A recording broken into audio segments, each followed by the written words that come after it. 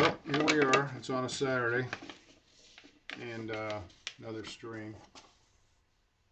Normally don't do a lot of streams, but you know, I figure a Saturday it's a good time. Waste a little time in the shop. So right before I clicked the camera on, I went over there and grabbed this off the shelf. This is January, February 1995. And if you join Pampa, pampacl.org, you give them $40, you can download every back issue they've got in PDF form. You can save it to your phone or you can print them. And believe it or not, Robert and I were just talking. There's a double star 60, okay? There's a write-up on it. I believe you can still get those. So in this issue, we got a powertrain article by Frank Williams, and he's got a lot of great information in there. We got a article about products which may be available and maybe not. And then Vic Macaluso, he's got an article on finishing, and he goes through there with, I'm not going to read it, but he's probably talking about ink pens and the drafting supplies. And there's a lot of photos in there that actually explain the finer details of finishing out a stunt plane. Now, I'm not sure if online they actually have the roster of all the people, but one of the advantages of Pampa throughout the years, to me anyway, was I don't know what you'd call it, but it was the list of all the people. There we go, annual membership directory. So let's just say I wanted to go to Tucson, a VSC. I could look up the people that lived out there, give them a call, or it was a way to contact people with the same interest you had. Now, today's times with getting spammed and everything, you know, I'm not so sure, but anyway, it was a great resource.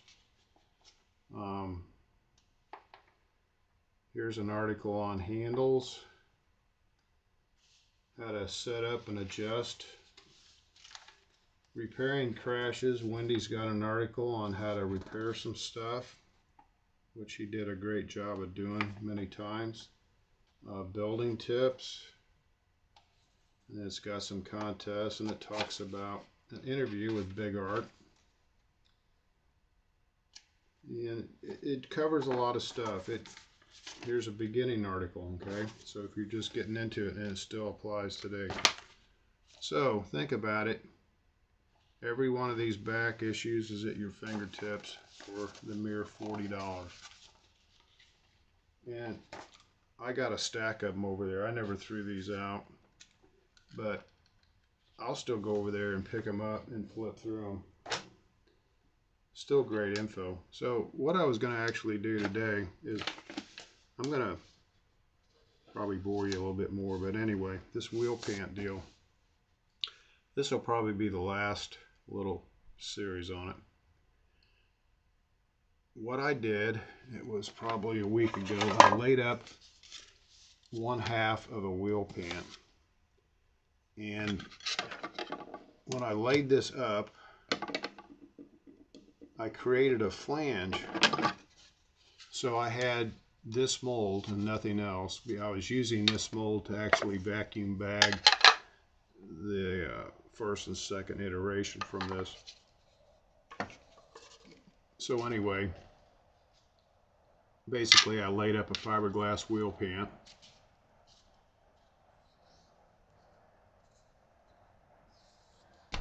I don't know if you can hear it or not. You got some F-16s taking off. They fly over the house. They come in for fuel. I can hear them a mile away. So anyway, what I did is I laid up half of this pant and I created a flange, and I ran the carbon and glass up under this flange. Now, since I've already got this part made, in order to get this wheel pant complete, I've had to make another mold. So now I'm going to take this mold and make the mating half to this half. And the idea is the flange that I created will provide the glue surface to join the halves without the seam tape. So we'll see how it works. Well, I'm sure it'll work. It's just a matter of dialing it in. So the other thing I did, okay, since this fiberglass needs to go in the mold without coming out of the mold, it's got to come up flush with this surface. I did it off camera, but what I did is I made a template of the glass I'm going to need. So I lined the inside of this mold with tape, and then once I did that, I cut it flush with the top. And then once I created a template out of masking tape, I pulled the masking tape out of the mold, which is one continuous sheet. This is pretty sticky.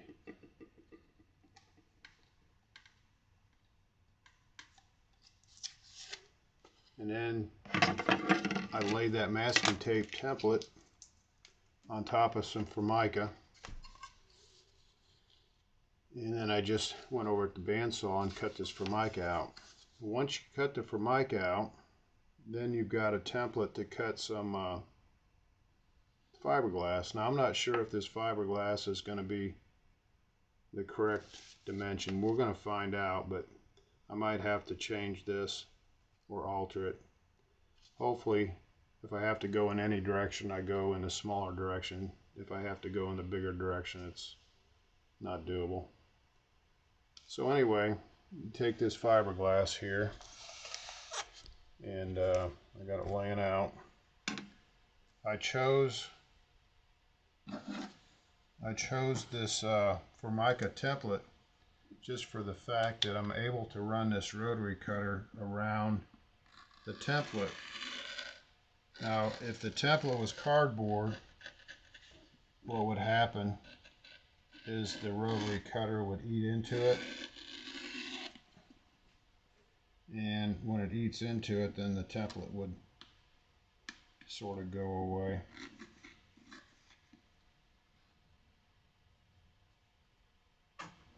So a little bit more work for a Formica template, but it's, I guess for sake of argument, it's more like a forever template that'll hold up. And I've watched some videos of some guys making some RC pattern planes, and they're really careful when they handle this glass fiber in these patterns. It's real easy to take this 3-ounce cloth and distort it.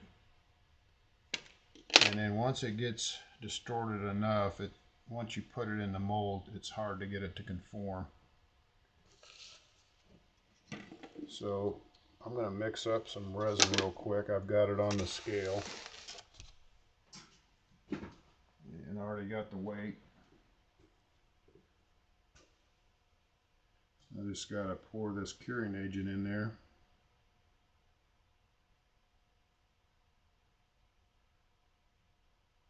And for the people that are tuning in and watching, this resin is HTR 250 with a HT 386 curing agent. It's out of Resin Services. I transfer the 250 to a little jug. It's easier to pour than a gallon can. and then the curing agent here, which is transferred into a cup, makes it easier to pour. And I've made a lot of wheel pants with West systems, and it works out fine. Going forward, something that's going to take a lot of heat, where you need something with better properties, maybe you might go with the resin surfaces. But if you're just making wheel pants, you're good with the West, I guess.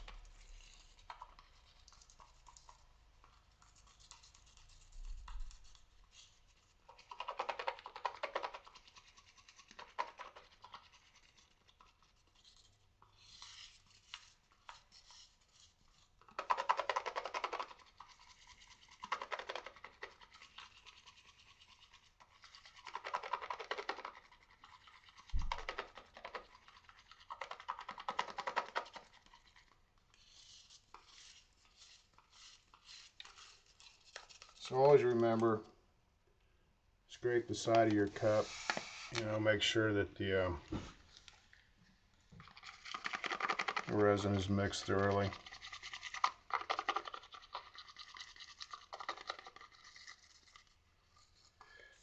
You can also mix it with an acid brush, and what that does, it gets down in the corners.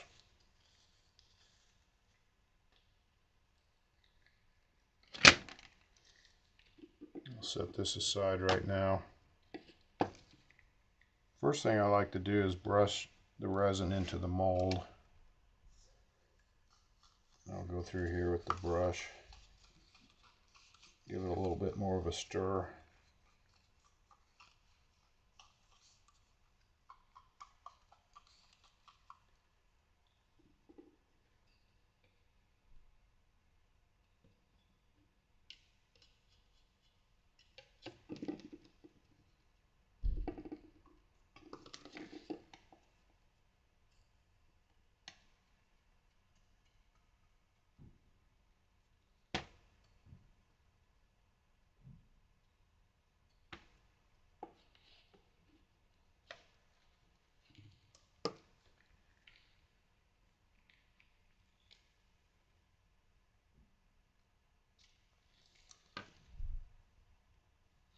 So I'll very carefully place this in the mold.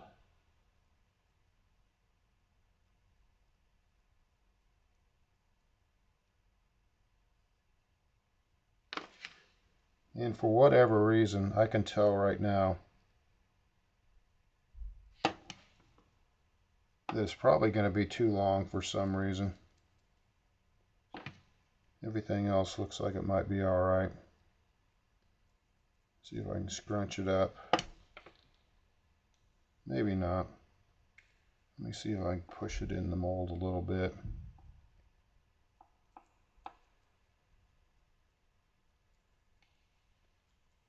Now it's going to be okay if the glass falls a little short as far as the side of the mold.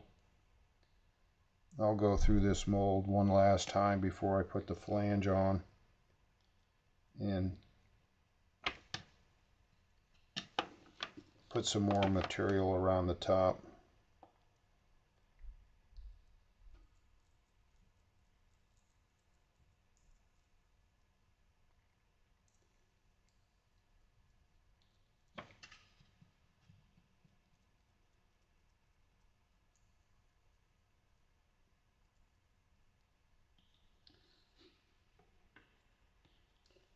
Make sure you work all the bubbles out before you actually go to the second layer.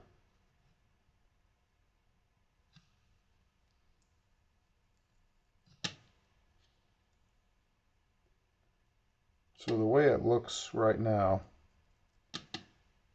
maybe it is okay. It looks like in order for the glass to come up to the edge, I had to shove it this way. So we might be okay.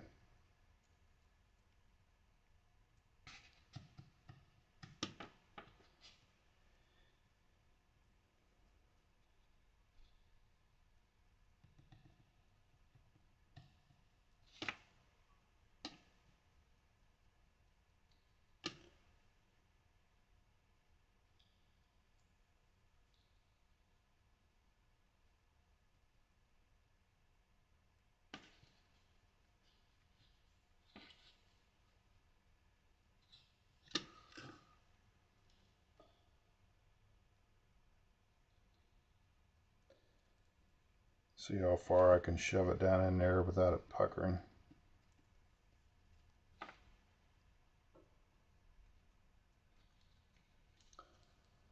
So this looks all right. Now what I'm going to do right now, I'm going to pour a little bit of this into another cup.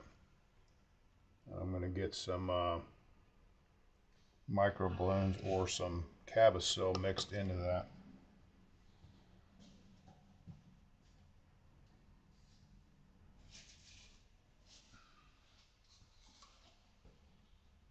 Let's pour a little bit in here.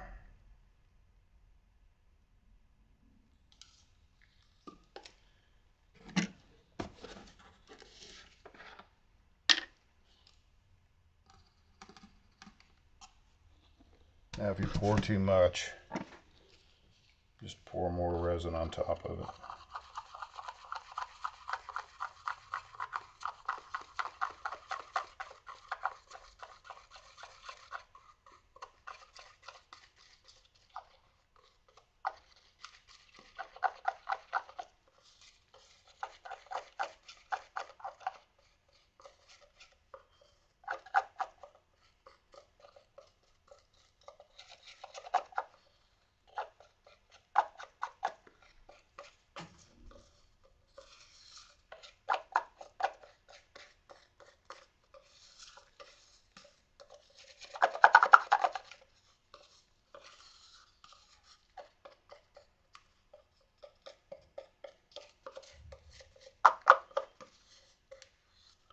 So that's what you want. Sort of like a Vaseline consistency. So in another layer. I'm going to start back here at the tail end, right here.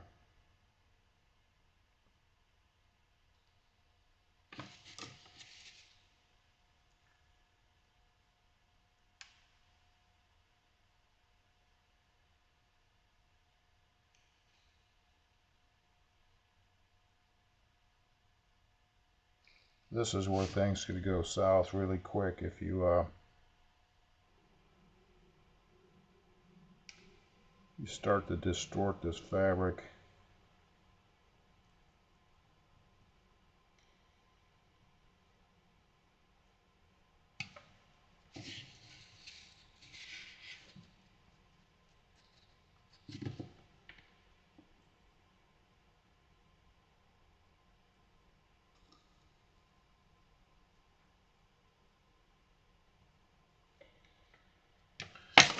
So there's a little bit of stretch in this, and you can see it right up here at the front. See where it's sticking out? So as I lay this up, I'm going to try to pull the glass back just a little bit. Once your second layer comes in, it's sort of hard to change it because it's sticking down so tight to the first layer you put in.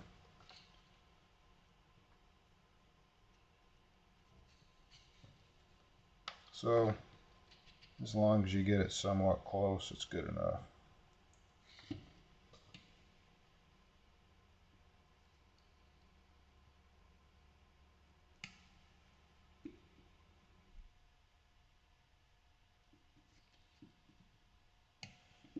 Now to actually get the center section there, I'm going to get a couple more scrap pieces, and I'll place those right where the wheels go in.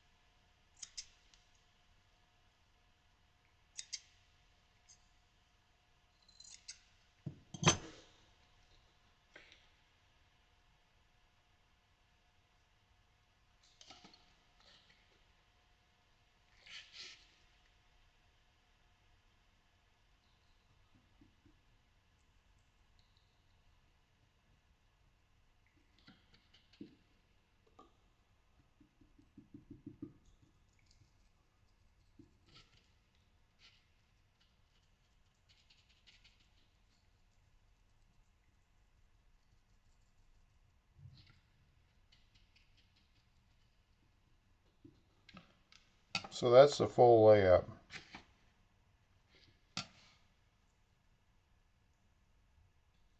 Now if I'm looking, I can see where I'm a little short on one layer. And what you can do, and I sort of expected this, I'm going to add a little bit of extra around the flange here. I'm going to come up with just a little scrap. I'm going to lay this right on the edge.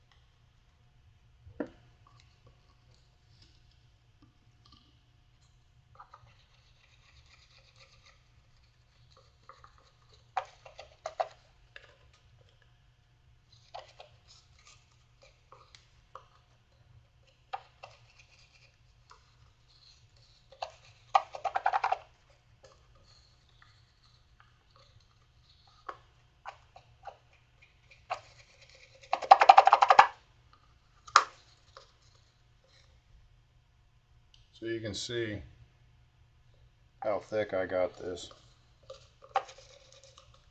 I really don't want it to run. I want it to hold its shape.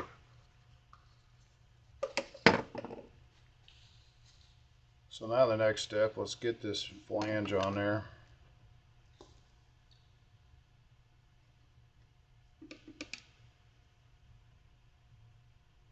I'll just eyeball it. I want it centered up, but I want the equal overhang all the way around the edge. That way my little flange stays consistent.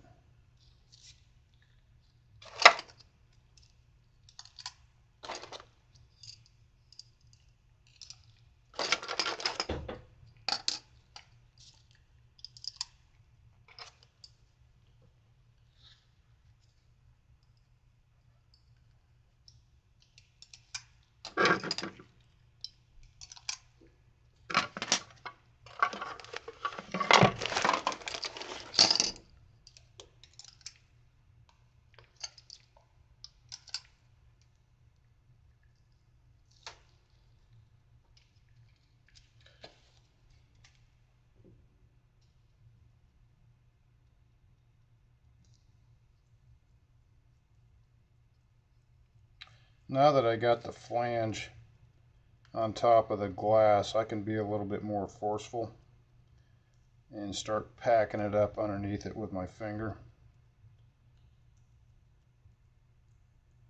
Obviously you can't do that initially because of the there's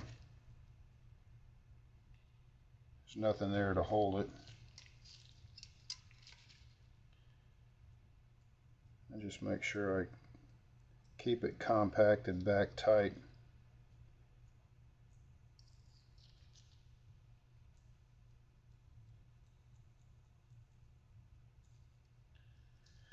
So this flange method, it might be one of these things where maybe it's not as beneficial as maybe a larger mold. I always like to start out with something small like a wheel pan. If I test something, if I'm testing out the resin or mold material, I try to do something small so I don't commit to a 3 or 4 foot mold and have trouble in a big way. Going forward on these little clamps, it could be one of these things where you're better off eventually actually creating a screw hole down.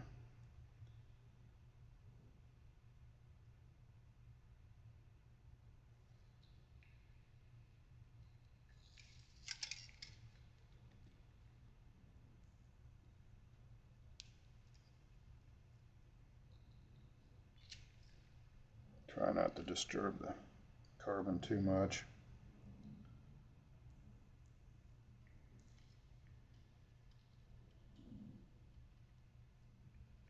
It could be where might have gotten it a little thick. Just warm it up.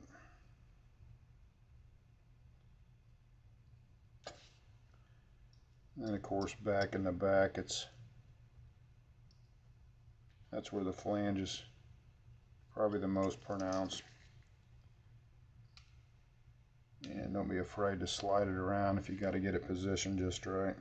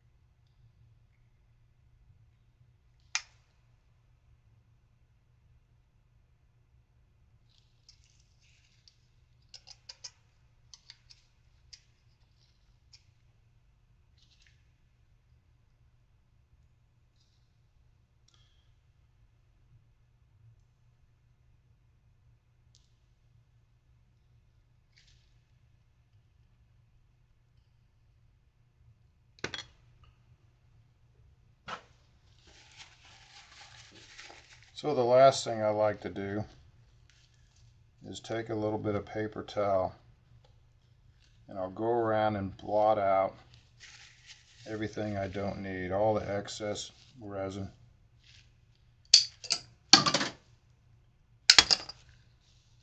Losing my clamps here. One of the things, this bolt has got a pretty good angle on it. These things would fly off there. So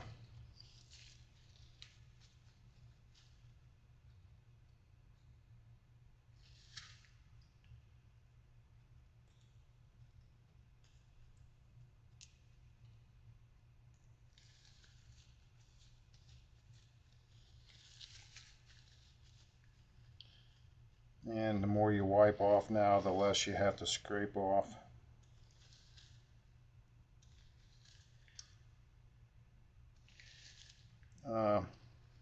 Gentleman that was watching the stream, he mentioned vacuum bagging on top of this flange, and that would be a great idea. I just want to see if I can get to this point first, and then that's a viable option. Basically, that would force everything exactly down where you need it.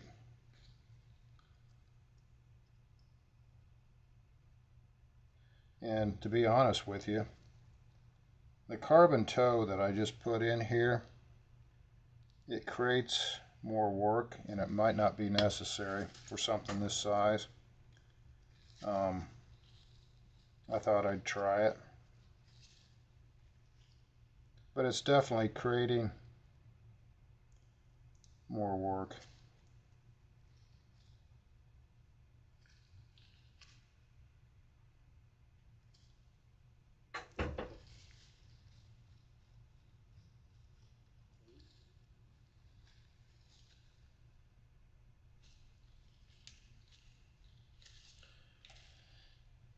And once I get it positioned where I want it, it's about as good as it's going to get. Try to go in there. The last thing I do is hunt down air bubbles. And every once in a while, back in this area, you're going to see areas where an air bubble creeps in.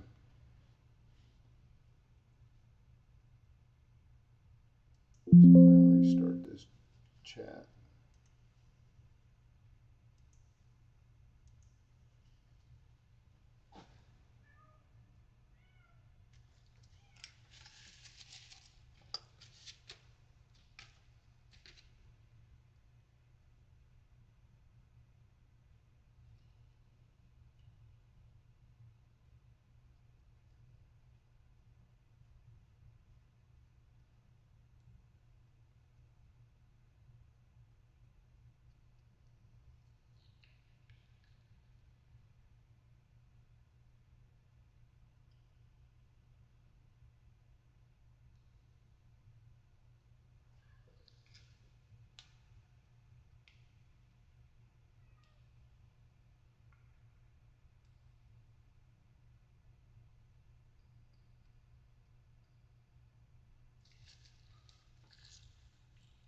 Every once in a while you'll hear a cat. If he knows I'm out here, he'll come to the door and want out. And I don't let him out that much anymore. He gets on the bench up here and he starts walking around, and especially when I'm doing something like this, he starts chewing on my plastic bags, and got to put him back in.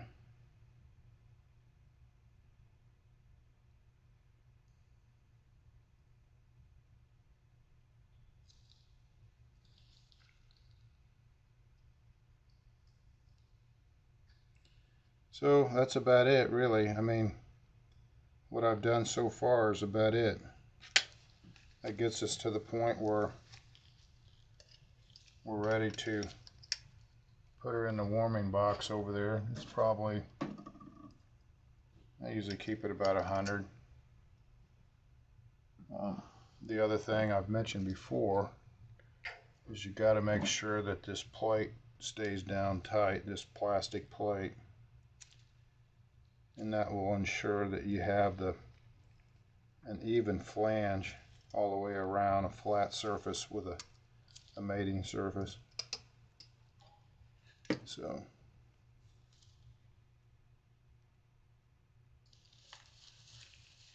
pretty fiddly. It's one of them things where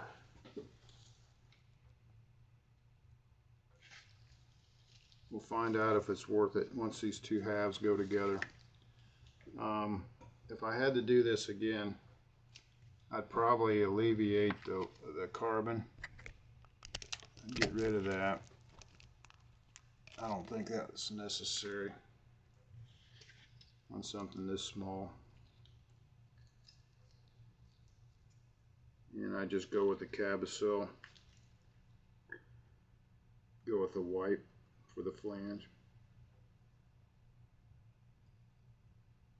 I mean, the carbon doesn't hurt anything, it just increases your work.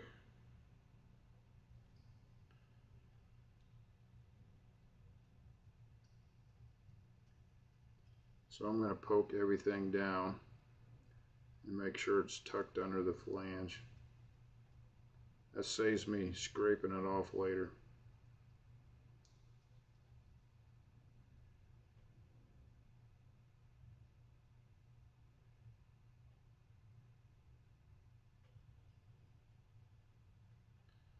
And at this point, wherever you have it sitting, it's there. I mean, once it cures, it's going to be locked in.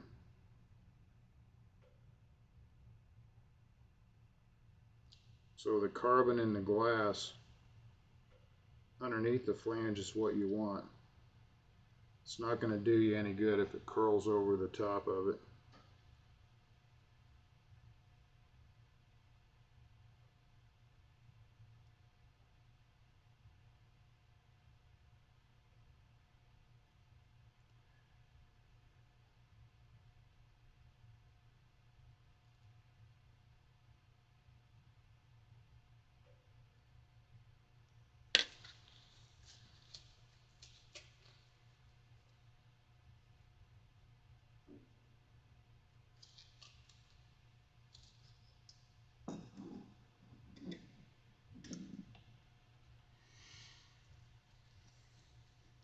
How you doing, Frog Martin guy? I'm not the master. I'm just a hacker out here, you know. One of my favorite sayings, I picked this up off of somebody else's. I'm like a woodpecker in a petrified forest, staying busy and looking for opportunities.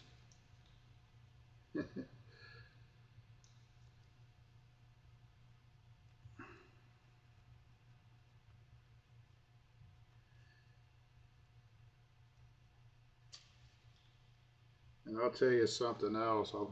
I might do a short video for 16 seconds. And you don't know this up until this point, but this mold has only got wax on it. It's got 4 coats of wax, but no PVA. And I already started brushing the resin into this mold. And there's a good chance, you know, when you do that, especially on an unseasoned mold, you get definitely a harder release, and hopefully it's not a catastrophic lockup. This material is thin enough, you know, I might have to peel it out. We'll see what happens. But look for a short, and it might be a catastrophic lockup. Now, there's been spots where I tear through the PVA and the epoxy gets on it, and I'm able to actually take a plastic credit card or a little wedge and scraper, and it'll pop off. But it's not the old peel out really easy PVA release. So that'll be interesting. But you know, a mold this size, this is all experimental. It's worth taking the chance. I mean, technically I probably should have just wiped the resin out with acetone, re-waxed it and PVA'd it, but I thought, you know what, let's see what happens. I got some wax over there that when you put PVA on top of it, it doesn't like it. The PVA will beat up, but the release, I mean, how slick it is, it's unbelievable how slick it is. It almost feels like a chemical release. And the crazy thing about it, if you read the can, it doesn't say anything about silicone in there. Maybe it's something proprietary. But if I get this part out of the bowl just fine, without the PVA, I might switch up to the other wax and then see if I can get it to release without the PVA. And that basically just saves you a step. I mean, the more stuff you can alleviate, whether it be trimming the part or prepping the mold or whatever, the quicker the process, you know.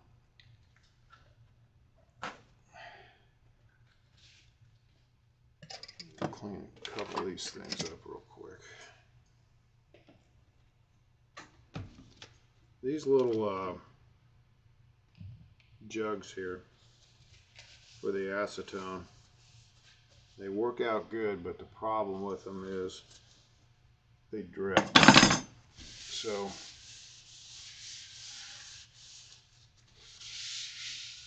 you'll squeeze some acetone into your paper towel, and then it'll sit there and drip, 3 or 4 drips. And that can be a problem.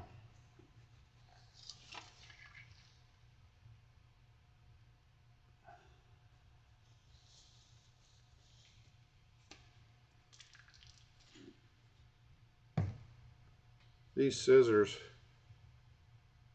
called P-I-L-L-I-N-G, pilling. It's got gold plate on the handle. It says TV-OR. And I think they're medical. I think they were legitimate surgery scissors. It's what they'd use in a hospital.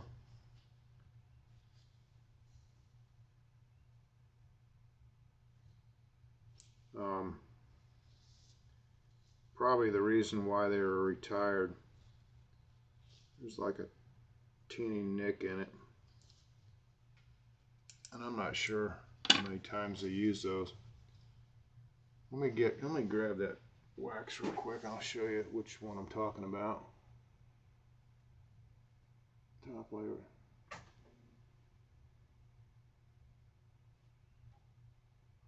Yeah, on the wing with all those layers. What about using the top layer with resin and glass and just bond it to the foam? You got a point there. You could do that. I mean, there'd be nothing wrong with that. Basically,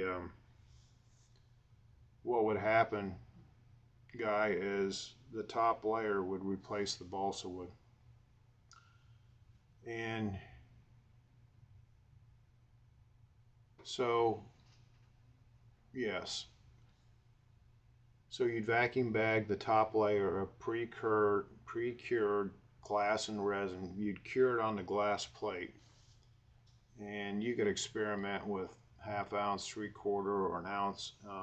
Alamov was talking to me, and he said basically on these control line airplanes, he didn't talk about 3/4 ounce cloth. He talked about like a 1.2 or 1½ ounce.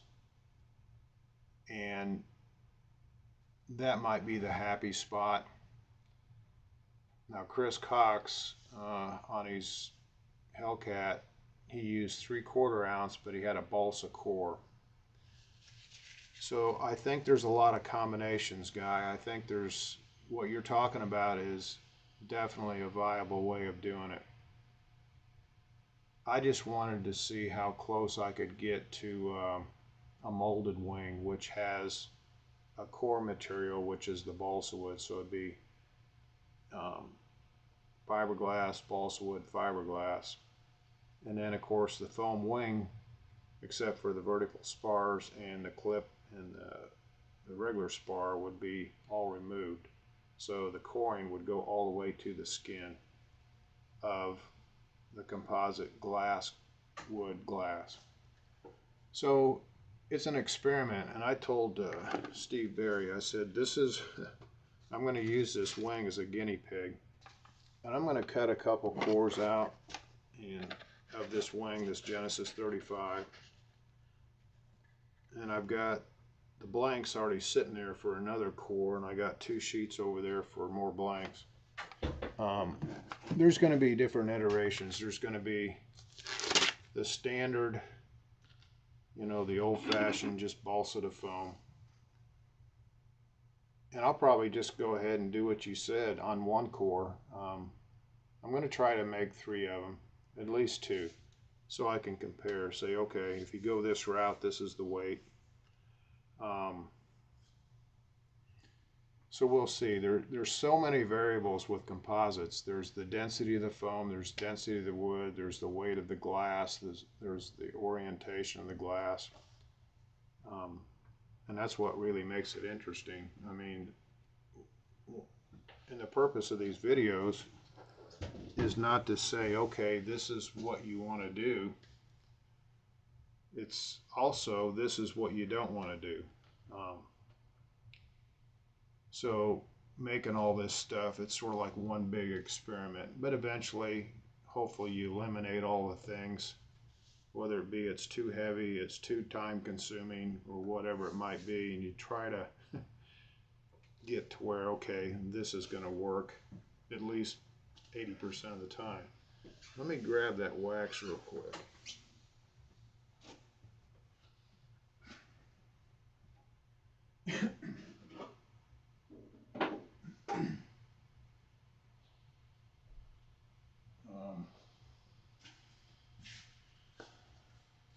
I remember one of the guys at JT Composites. I'm not a composite person in JT Composites. I go in there and I make workbenches and stuff out of wood. But they told me somebody called up wanting to know if they could buy material, and they're not set up to sell retail. It's all just manufacturing, and it's making parts for IndyCar, NASCAR, government, or whatever. This is the mold release I was talking about. Okay, it doesn't say anything about containing silicone. It does say it contains petroleum distillates, but the PVA doesn't like it. But it's unbelievably slippery. And you look at it, it's got maybe, well, you can smell the petroleum, but it looks like what they call honey wax or beeswax, or it's got a carnauba wax look to it. And the release is really good, but not with PVA. And I bought this in Brownsburg. There's a place up there that does sell retail, and it's a composite place. What's the name of it? I can never get it straight. It's like 3 letters. It's a walk-in deal. You know, you go in there and you walk in and you take what they got. They put the end of the run.